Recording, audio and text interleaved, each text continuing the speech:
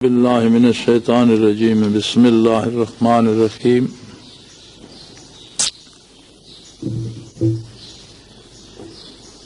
دنیا میں قتل و غارت گری، ایک دوسرے پر اپنی بڑائی جتانا، ایک دوسرے سے چیزیں چھیننا، یہ ساری باتیں، یہ ساری صورتیں وہ ہیں جن کی پیشگوئی ملائکہ نے اس وقت کی تھی جب اللہ کریم نے ملائکہ سے انسانیت کی تخلیق کا تذکرہ فرمایا۔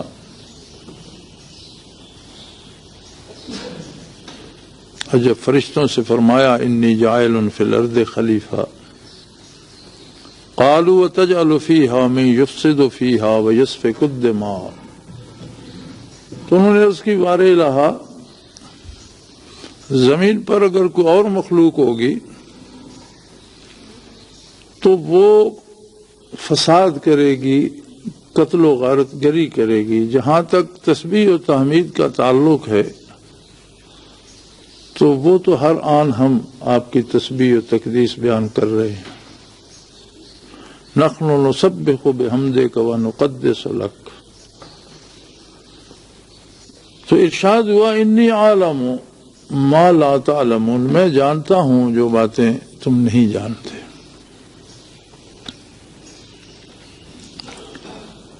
مفسرین کرام فرماتے ہیں کہ فرشتوں نے یہ پیشگوئی سابقہ تجربے کی بنا پر کی تھی کہ انسان سے پہلے جب زمین پر جنات آباد تھے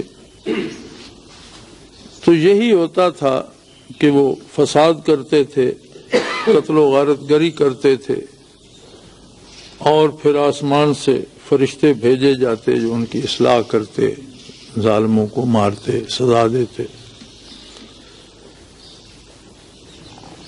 تو فرشتوں نے اس تجربے کی بنیاد پر یہ بات عرض کی کہ بار الہ، جو مخلوق پہلے تھی جس طرح وہ کرتی تھی، جو بعد میں آئے گی وہ بھی ایسا ہی کرے گی۔ تو ارشاد ہوا انی عالم ما لا تعلمون، میں جانتا ہوں جو تم لوگ نہیں جانتے۔ وہ کیا نکتہ تھا جس سے فرشتے بھی بے خبر تھے؟ اگر غور فرمائیں تو ایک بات بالکل نرالی، انوکھی اور پہلی اور آخری دفعہ ہوئی۔ رب کریم کی ساری کائنات میں جس کا شمار سوائے اللہ کے کوئی نہیں جانتا، اتنی بے حساب بے پناہ مخلوق ہے اس کی کہ جس کا شمار جاننا اس کے سوا کسی دوسرے کے بس کی بات نہیں۔ کتنی طرح کی مخلوق آئی اور گزر گئی، کتنی مخلوق ایسی ہے جو صفحہ ہستی سے ناپید ہو چکی ہے، کتنی ایسی ہے جسے اب جانا ہوگا۔ فضاؤں میں، سمندروں میں، خشکی میں، آسمانوں پر اور دوسرے جہانوں میں، سیاروں پر، یا ہماری نگاہ وہاں تک ہے جہاں تک جدید سائنس بات کرتی ہے، شاید اس سے پرے کتنی حقیقتیں ہیں، کتنی صنعتیں ہیں، کتنی مخلوقات بستی ہے، یہ اللہ ہی جانتا ہے۔ اس ساری مخلوقات میں ایک طے شدہ بات ہے کہ ساری مخلوقات کو وجود دیا، زندگی دی، موت دی، لیکن اپنی ذات سے آشنائی صرف انسان کو دی۔ ایک ایسا وصف، ایک ایسا کمال، ایک ایسی عجیب بات کہ مخلوق خالق سے براہ راست آشنا ہو سکے، براہ راست اس سے بات کرنا چاہے، براہ راست اس کی طالب بن جائے، یہ پہلی اور آخری دفعہ ہوا۔ یہ ایک ایسا عجیب راز تھا جس سے فرشتے بھی اس سے پہلے آشنا نہیں تھے، چونکہ یہ نعمت فرشتوں کو نصیب نہیں ہے۔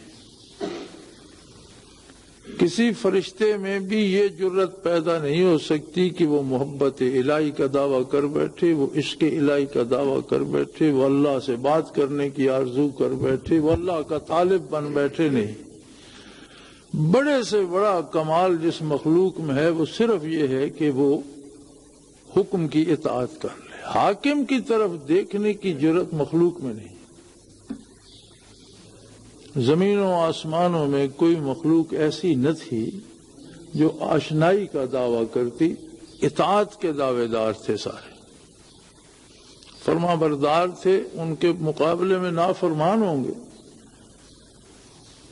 نافرمان تو ویسے معروم ہوتا ہے، فرمادار ساری مخلوق بھی اس کی ذات سے آشنائی کے بارے سوچنے کی جرت بھی نہیں رکھتی تھی۔ وہ جو بات ذات کریم نے ارشاد فرمائی کہ میں جانتا ہوں تم نہیں جانتے، وہ بات صرف یہ ایک نقطہ تھا کہ اس نے انسانیت کو نبوت عطا کی، اور انسانوں کے علاوہ کسی مخلوق میں کوئی نبی نہیں ہوا۔ نبی اللہ کی وہ مخلوق ہے، اللہ کا وہ بندہ ہے خاص جو براہ راست اللہ کی ذات کو جانتا ہے، براہ راست اللہ سے مخاطب ہوتا ہے، براہ راست اللہ سے پیار کرتا ہے، براہ راست اللہ سے محبت کرتا ہے، اور براہ راست اپنے صدق دل سے اسے معبود حقیقی مانتا ہے، مطلوب و مقصود بناتا ہے۔ حدیث قدسی میں آتا ہے کہ فرمایا کنت کنزا مخفیا، میں ایک ایسا خزانہ تھا جسے میری ذات ایسا خزانہ تھی جسے کوئی نہیں جانتا تھا۔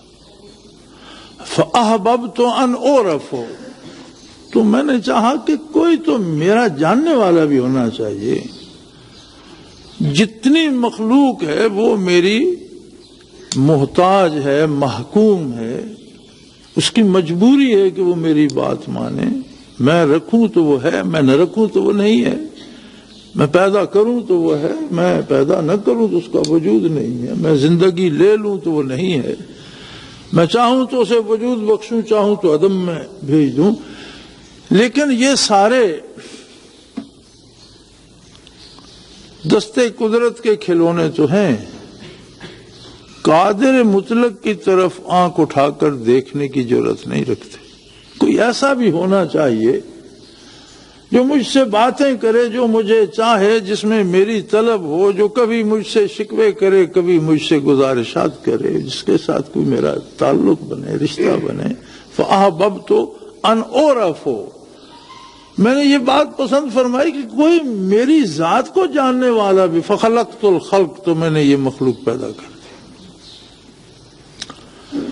اب انسانیت کیا ہے؟ وہ نور جسے نور نبوت کہا گیا، وہ نور جو اللہ راست تعلق پیدا کرتا ہے، وہ نور جو رب کی طلب مشت غبار میں پیدا کرتا ہے، اس نور کا اکتساب کیا جائے نبی علیہ الصلوۃ والسلام کے سینے اطہر سے، قلب اطہر سے، وہ برکات حاصل کی جائیں، وہ کیفیات حاصل کی جائیں، وہ سوچ، وہ ارادہ، وہ فکر حاصل کی جائے جو نبی عطا فرماتا ہے، تو پھر وہ بندہ اس بات کا مصداق بنتا ہے جسے فرشتے نہیں جانتے تھے۔ جو اس نعمت سے محروم ہوتا ہے وہ اس بات کا مصداق ہے جو بات فرشتوں نے بھی کہہ دی تھی۔ قالوا وتجعل فيها من يفسد فيها ويسفك الدماء، بہر الہ آپ اور ایک مخلوق پیدا کرنا چاہتے ہیں جو اور قتل و غارت گری کرے گی اور خون بہائے گی اور زمین پر ظلم ہوگا۔ اب آپ اندازہ فرما لیجئے کہ انسان پہلے انسان ہے، اس کے بعد مومن و کافر ہے، اس کے بعد مزید فرقہ بندیاں آتی ہیں۔ فرقے دنیا میں دو ہی ہیں، مومن اور کافر، باقی سب برانچیں ہیں۔ کافر بہر حال کافر ہے، خواہ وہ اپنے فرقے کا کوئی نام رکھ لے، اور مومن بہر حال مومن ہے، اس کا آپ کوئی نام رکھتے رہیں۔ دو ہی جماعتیں ہیں، شیطان کی اور اللہ کی۔ ان کی پہچان نرا دعویٰ نہیں ہے، ان کی پہچان ان کا کردار ہے۔ جس میں بھی اللہ کی طلب موجود ہے، جس میں بھی یہ آرزو موجود ہے کہ میں رب سے ملوں، میں رب کو دیکھوں، میں رب سے بات کروں، میں پہچانوں مالک کو، وہ مومن ہے۔ جو اس بات سے یکسر خالی ہے، اپنی بڑائی منوانا چاہتا ہے، اپنے آپ کو منوانا چاہتا ہے، اپنی بات دوسروں پہ مسلط کرنا چاہتا ہے، وہ مومن نہیں۔ اب اس کا نام کوئی آپ رکھ لیں، کچھ بھی رکھ لیں۔ جتنا فساد ہوتا ہے وہ اس بات پہ ہوتا ہے کہ ہر آدمی اپنی بڑائی میں گرفتار ہو جاتا ہے، اور جتنا امن اور جتنا آبرومندانہ اور جتنا نیک کام ہوتا ہے وہ اس بات میں ہوتا ہے کہ بڑائی اللہ کے لیے ہے، ہمیں تو اس کی طلب میں جینا ہے، مرنا ہے۔ کون ہے وہ جو اتنی کائنات بنایا جا رہا ہے؟ وہ کیسا ہے؟ دکھتا کیسا ہے؟ فیل کیسا ہوتا ہے؟ اس کے پاس بیٹھنے سے کیا ہوتا ہے؟ آپ کسی بادشاہ کے پاس بیٹھتے ہیں تو کیا ہوتا ہے؟ آپ کسی افسر کے پاس جاتے ہیں تو کیا ہوتا ہے؟ آپ کسی فقیر کی کٹیا میں بیٹھتے ہیں تو کیا ہوتا ہے؟ مختلف فیلنگز آتی ہیں نا۔ تو کسی کو یہ چسکا پڑ جائے کہ ذرا اللہ کے پاس بیٹھا ہے، وہ کیا ہوتا ہے؟ پھر پتہ تو چلے وہ کیسا ہے، وہ کیا کر رہا ہے، یہ کس طرح اتنی مخلوق کو سنبھالے ہوئے ہے۔ پھر وہ صاحب نہیں بنتا، پھر وہ طالب بنتا ہے۔ اور طالب صاحب نہیں ہوتے، طالب تو طالب ہوتے ہیں۔ اور یہ بھی مت بھولیے کہ یہ جو ہماری لمبے سجدے ہیں اور ہماری تسبیحات کی کثرت ہے اور ہماری نمازیں جو ہیں، یہ کوئی اسلام کی ریکوائرمنٹ ہے؟ یہ اسلام کی ضرورت نہیں ہے۔ یہ عبادات اللہ کی ضرورت نہیں ہے، عبادات اسلام کی ضرورت نہیں ہے، عبادات بندے کی اپنی ضرورت ہے کہ عبادت سے اس کا کوئی ضمیر صاف ہو، اس کا دل پالش ہو، اس کے مزاج سے زنگ اترے، اور وہ ان برکات، ان انوارات کو لینے کی اہلیت اسے نصیب ہو جو قلب اطہر رسول اللہ صلی اللہ علیہ وسلم سے تقسیم ہوتے ہیں۔ یعنی عبادت خود بندے کی ضرورت ہے۔ اور یہ جو آپ کو آج کے مولوی نے کہہ دیا کہ ثواب مر کر ملے گا، یہ بھی دھوکہ ہے۔ ثواب نقد ملتا ہے اور یہیں ملتا ہے، اور جس کو یہاں نہیں ملتا اسے کہیں بھی نہیں ملے گا۔ رب کریم بندے کو حکم دیتا ہے، اللہ کا نبی بندے کو حکم دیتا ہے صلی اللہ علیہ وسلم کہ مزدور کی مزدوری پسینہ خشک ہونے سے پہلے ادا کر دو، اور خود ساری عمر کا ادھار کرتا ہے۔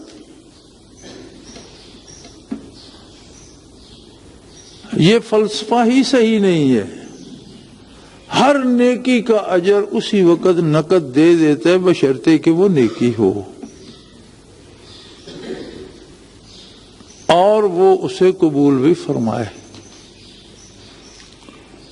اور اگر وہ فعل نیکی ہی نہ ہو تو پھر اس پہ کیا ملنا ہے؟ اور اگر وہ ایسی نیکی ہو کہ اس کے پیچھے ہمارا کوئی ایسا جذبہ اس کے ساتھ نتھی ہو جائے جسے وہ قبول ہی نہ کرے، ہم اپنی پارسائی جتانے کے لیے کر رہے ہوں، اپنی بڑائی جتانے کے لیے کر رہے ہوں، کسی مالی فائدے کے لیے کر رہے ہوں، کسی سے بزرگ کہلوانے کے لیے، کوئی ایسی خباثت اس کے ساتھ ہم نتھی کر دیں کہ وہ قبول ہی نہ، اس کا اجر کہاں ملے گا؟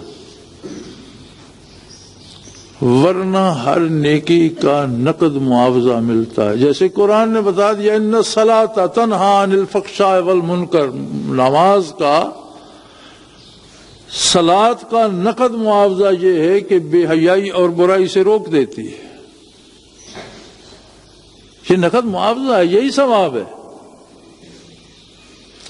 اب جو بے حیائی سے رک جائے گا، برائی سے رک جائے گا، تو اس کا مطلب ہے وہ با حیا ہو جائے گا، اور حیا تو انبیاء کی صفت ہے.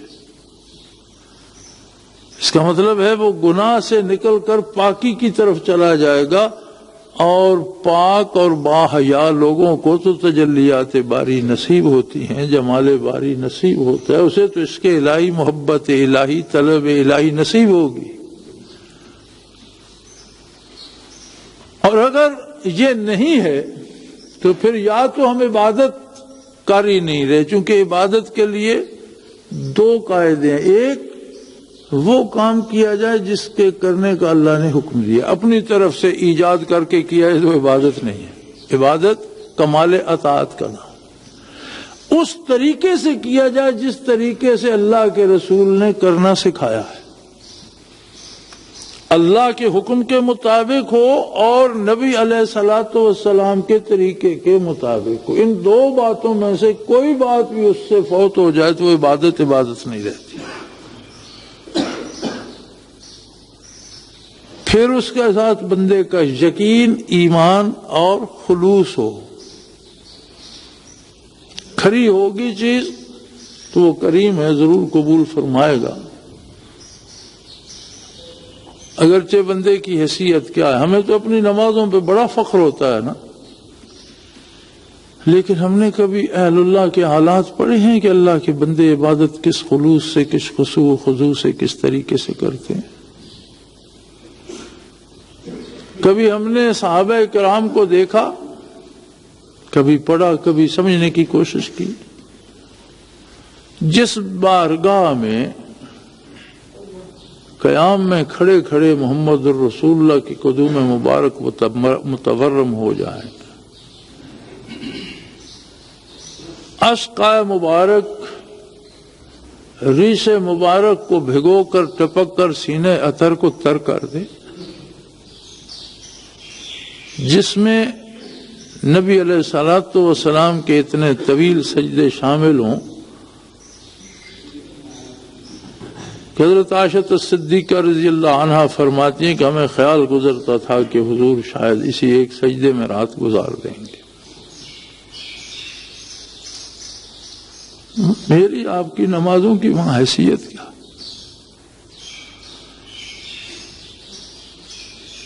جو طلب، جو درد، جو عشق، جو محبت، جو قرب محمد الرسول اللہ علیہ وسلم کے ایک سجدے میں ہے، ساری کائنات قیامت تک سجدے کرتی رہے، اس کی عشر عشیر کو نہیں پا سکتے.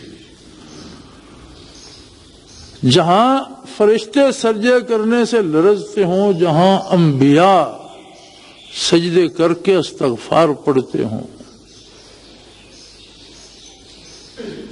جہاں زمینیں کانپتی ہوں، آسمان کانپتے ہوں، عرش لرزتے ہوں، وہاں میں نے اور آپ نے کیا کیا کہ ہم اس پہ اتراتے پھرتے ہیں اور ہمیں اس پہ گھمنڈ ہو گئے کہ ہم عبادت کرتے ہیں. اگر یہ گھمنڈ، یہ چیزیں پیدا ہو گئیں تو سمجھ لو کہ مسلمانی نہیں ہے. یہ مسلمانی یہ ہے کہ اللہ کی عبادت نصیب ہو اور خلوص کے ساتھ، درد کے ساتھ نصیب ہو. اس کا نتیجہ یہ ہوتا ہے کہ آپ کو توفیق عمل ارزاں ہوتی ہے اور آپ دنیا میں اللہ کے بندوں کے لیے آسانیاں پیدا کرنے کا سبب بن جاتے ہیں. نبی علیہ الصلوۃ والسلام کی حیات طیبہ میں 84 کے قریب جنگیں ہوئیں، غزوات و سرایا. 84 جنگوں میں مسلمان شہداء اور کافر مقتولین کی تعداد انگلیوں پہ گنی جا سکتی ہے. ہزاروں میں نہیں سینکڑوں میں ہے، 84 جنگوں میں۔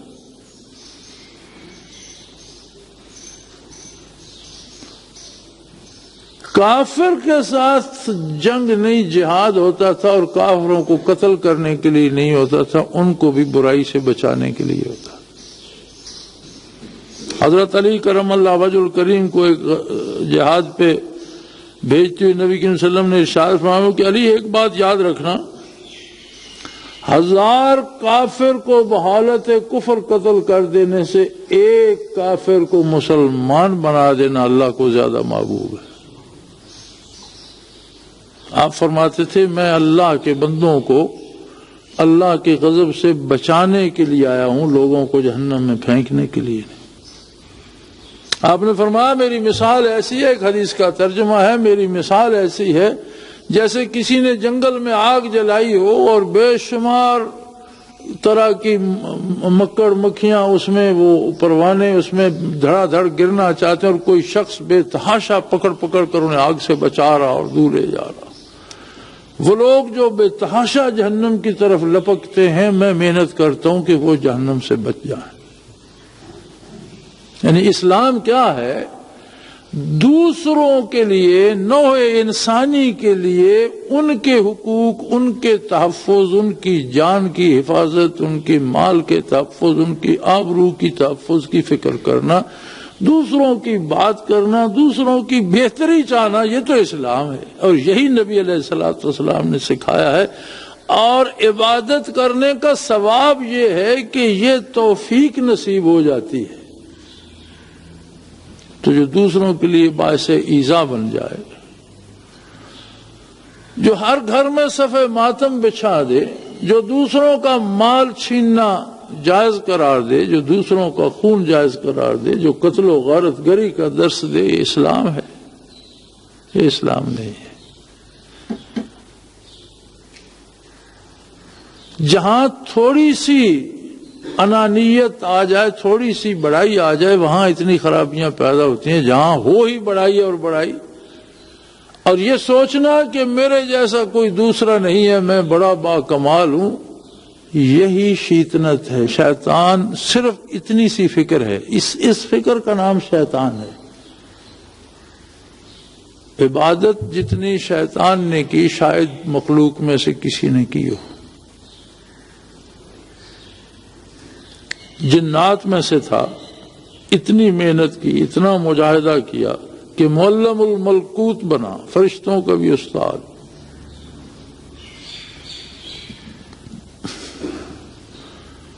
اور وہ درجہ حاصل تھا اسے آسمانوں پر کہ جب جنات زمین پر فساد کرتے تو اللہ کریم اسی ابلیس کو فرشتوں کے لشکر دے کر بھیجتے، اور امیر یہ ہوتا تھا کہ ان کی اصلاح کرو۔ زراہ تفاخر و فوج ملک، گہے بر زمین بود گہ بر فلک، کہ بڑے فخر کے ساتھ فرشتوں کی فوجوں کی قیادت کرتا ہوا کبھی زمینوں پہ ہوتا تھا، کبھی آسمانوں۔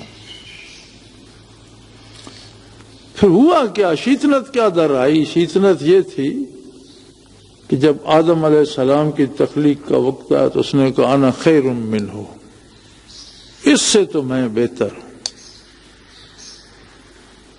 یہ تو مٹی کا پتلا بنا دیا، بار الہ تو نے خلقتنی من نار، مجھے آگ سے بنایا۔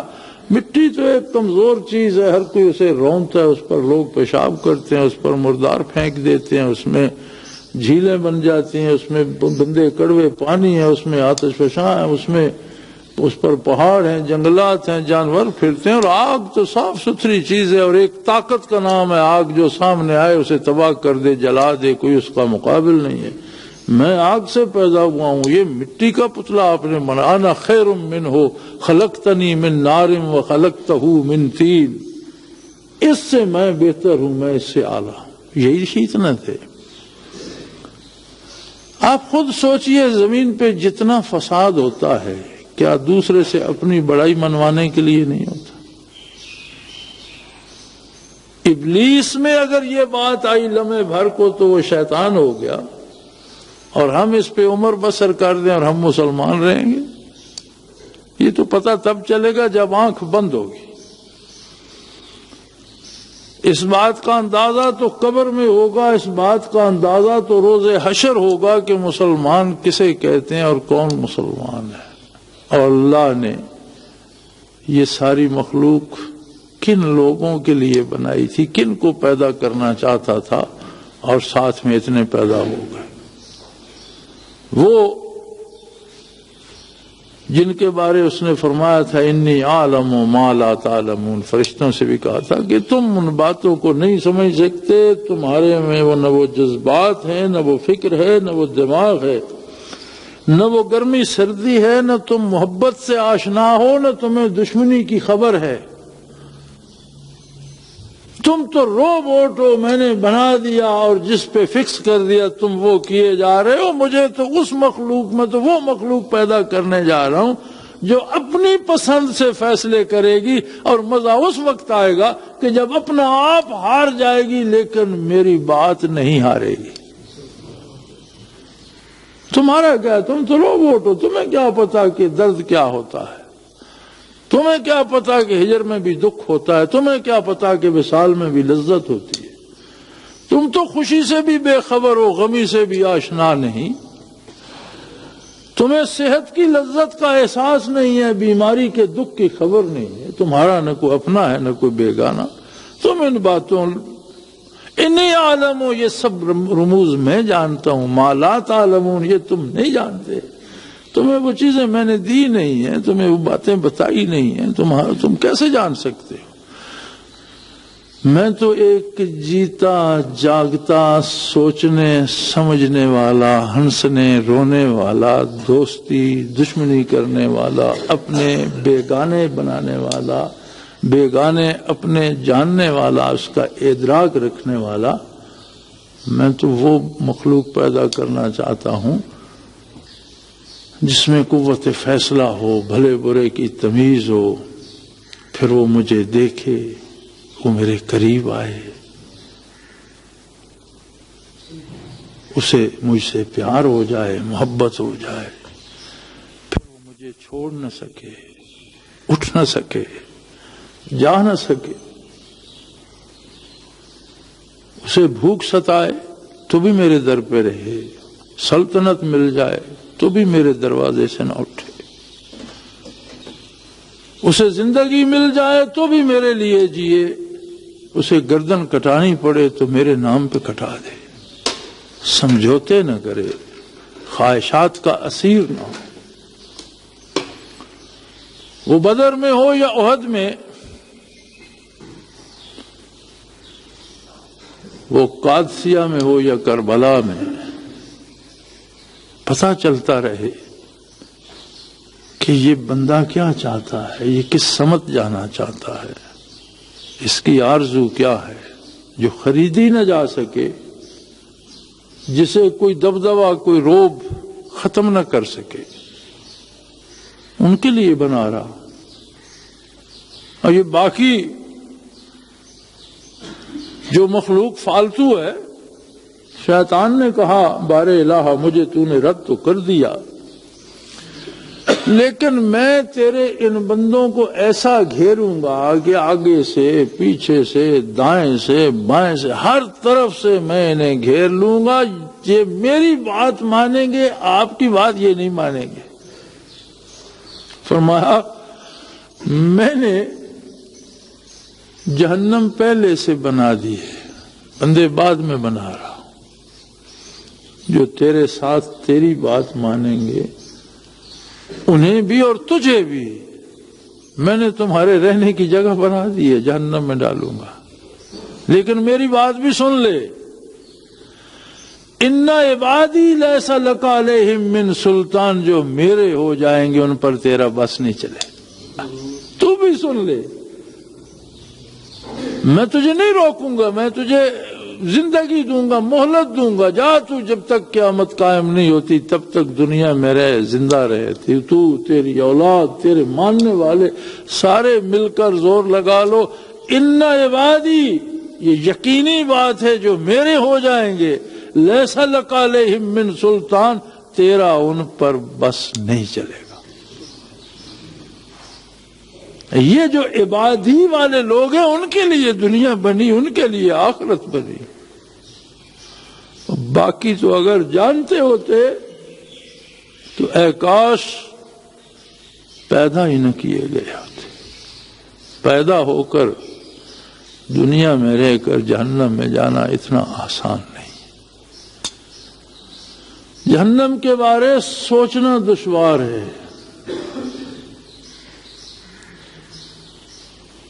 اللہ جہنم سے اپنی پناہ میں رکھے.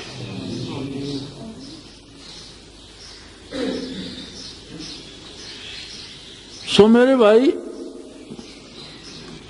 اسلام یہ ہے کہ بندہ دوسروں کی سلامتی کا سبب بن جائے، دوسروں کے حقوق ان کو دلوانے کا سبب بن جائے، دوسروں میں زندگی بانٹنے کا سبب بن جائے. دوسروں کے لیے دکھ پیدا کرنا، دوسروں کو قتل کرنا، دوسروں کو لوٹنا، دوسروں کے لیے مصائب اور تکالیف پیدا کرنا، یہ اسلام نہیں ہے. نام تو ہم سب مسلمانوں جیسے رکھتے ہیں اور ہر بندہ اپنے نام میں اکثر نبی علیہ الصلوۃ والسلام کا نام نامی شمار کر لیتا ہے یا اللہ کا کوئی صفاتی نام اختیار کر لیتا ہے. نام سے یہ دعوے سے کیا ہوگا؟ بات کردار کی ہے، فکر کی ہے، سوچ کی ہے، شعور کی ہے. تو میرے بھائی اپنے آپ کو تلاش کرو، اپنے آپ کو ڈھونڈو. جب تک احساس و شعور زندہ نہ ہوں یہ چھوٹے چھوٹے حادثات بات کو بڑے دور تک لے جاتے ہیں.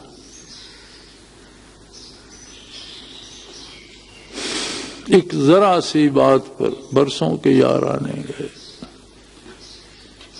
چھوٹی چھوٹی باتوں پر. یہ ایک بات ہی نہ چھوٹی سی، صدیوں ابلیس نے سجدے کیے زمینوں سے لے کر آسمانوں تک.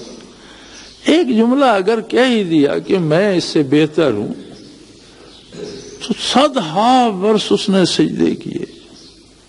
یہ ذرا سی بات، چھوٹی سی بات تھی. جو بات بھی محبوب کو گراں گزر جائے وہ کبھی چھوٹی نہیں ہوتی، اور بڑے سے بڑی بات جسے وہ درگزر کر دے وہ بڑی نہیں ہوتی. چھوٹے بڑے کا معیار یہ نہیں ہے کہ ہم کسے چھوٹا بڑا سمجھتے ہیں. چھوٹی بڑی کا معیار یہ ہے کہ اللہ کس بات سے ناراض ہوتے ہیں.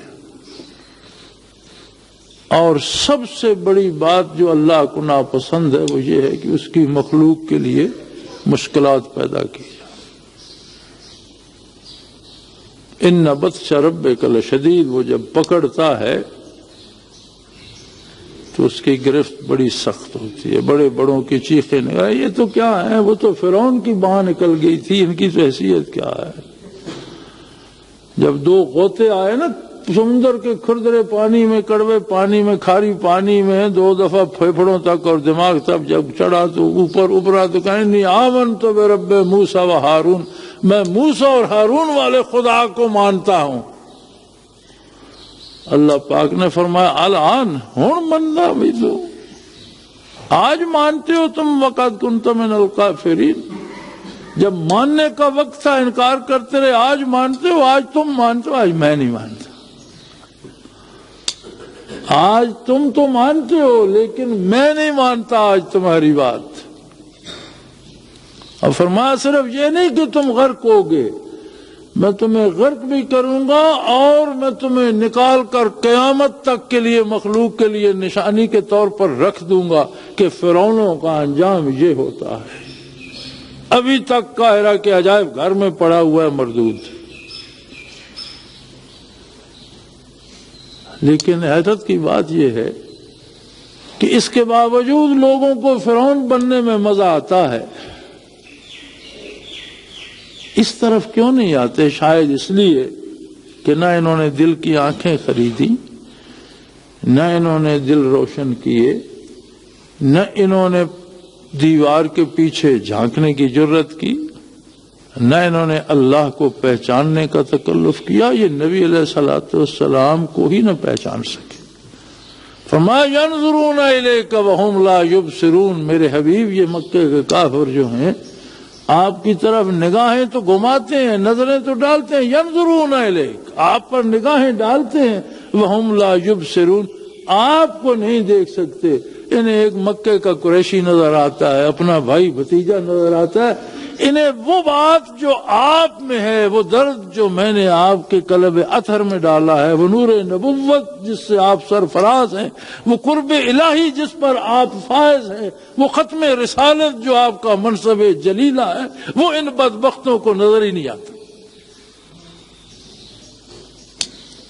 جس طرح مکے والے نہیں دیکھ سکے تھے، اسی طرح آج کے فرعون بھی محمد الرسول اللہ کو نہیں دیکھتے، دیکھ سکتے نہیں، پہچان سکتے نہیں، پھر اپنی انا میں گرفتار ہو جاتے ہیں، اور وہ بڑا سخت گیر ہے۔ ہر مشکل ابو لہب نے پیدا کی محمد الرسول اللہ صلی اللہ علیہ وسلم کے لیے، حتیٰ کہ جب بدر میں شکست ہوئی اہل مکہ کو، تو ایک شخص تھا جو لوہے کا کام کرتا تھا اور مسلمان تھا، اور در پردہ مسلمان تھا، غریب لوہار تھا شہر کا، اب بڑے بڑے سرداروں کے سامنے کیسے دم مارتا، لیکن اس کے دل میں اسلام تھا، تو وہ تلواریں تیز کر رہا تھا یا بنا رہا تھا، ابو لہب اس کے پاس بیٹھا ہوا تھا۔ تو شور اٹھا کہ بدر میں شکست ہو گئی، فلاں مارا گیا، فلاں مارا گیا، فلاں مارا، طوفان آ گیا، مکہ سارا بالا ہو گیا، ہر گھر میں آؤ بکا۔ تو وہ جو تلواریں بنا رہا تھا اس کے لب پہ مسکراہٹ آ گئی، دل میں تعلق تھا اللہ کے نبی سے، اسے خوشی ہوئی کہ الحمدللہ ان کا غرور کا سر نیچا ہوا۔ تو ابو لہب نے غصے میں آ کر، اس کے ہاتھ میں کمان تھی، زور سے اس کے گھٹنے پہ ماری، کمان اس کے گھٹنے پہ ماری، پھوڑا ابو لہب کے گھٹنے پہ بن گیا۔ وہاں سے اٹھ کر گھر تک بمشکل آیا، اس پھوڑے میں کیڑے پڑ گئے، جہاں اس پھوڑے کا پانی لگتا وہاں دوسرا پھوڑا بن جاتا، پھر اس میں کیڑے پڑ جاتے۔ سر سے پاؤں تک بدن پھوڑوں سے اور کیڑوں سے بھر گیا۔ جس زخم میں کیڑے پڑ جاتے ہیں اس میں بڑی سخت بدبو پیدا ہو جاتی ہے۔ آخر اتنی بدبو پیدا ہو گئی کہ پیاس سے بلکتا تھا اور اندر پانی دینے کوئی نہیں جاتا تھا۔ وہی ابو لہب جو کبھی اپنے آپ کو بڑا عظیم آدمی سمجھتا تھا، اسی حالت میں مر گیا، اور اس کی لاش کسی نے نہیں اٹھائی۔ خود مشرکین اور کفار نے یہ فیصلہ کیا کہ اس مکان کی دیواریں گرا دو اور چھت گر جائے گی اور یہ خود نیچے دب جائے گا، اس لاش کو، اس تعفن کو کون اٹھا کر پھرے گا؟ چنانچہ اس کا مکان اس کے اوپر گرا دیا گیا۔ تبت یدا ابی لہب و تب، فرمایا ککھ نہیں رہنا ابو لہب تیرا، تو اجڑ گیا، ککھ نہ بچیا تیرا۔ ما اغنى عنہ مالہ وما کسب، تیرا مال و دولت، تیری بڑائی، تیرا تکبر ککھ کام نہ آیا تھا۔ کوئی ایک بات نہیں ہے، ہر فرعون، ہر ابی لہب کا یہی انجام ہے، اور ہم دیکھ رہے ہیں یہاں بھی یہی روز یہی تماشا ہوتا ہے۔ پھر بھی لوگ اس طرف اس لیے جا رہے ہیں کہ درد آشنا نہیں ہے،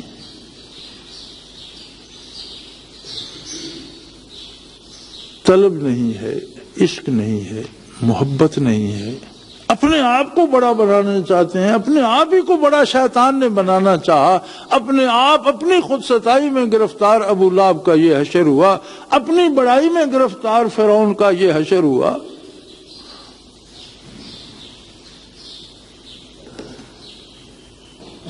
سو اسلام یہ ہے کہ اللہ سے محبت کی جائے، اور نیکی وہ ہے جس کا نقد اجر ملے، اور جسے نیکی کا اجر ملتا ہے وہ اللہ کی مخلوق کے لیے مفید ہو جاتا ہے، مضر نہیں رہتا۔ اللہ کریم ہمارے گناہوں کو معاف فرمائے، ہماری غلطیوں کو، ہماری کوتاہیوں اور ہماری سستیوں کو معاف فرمائے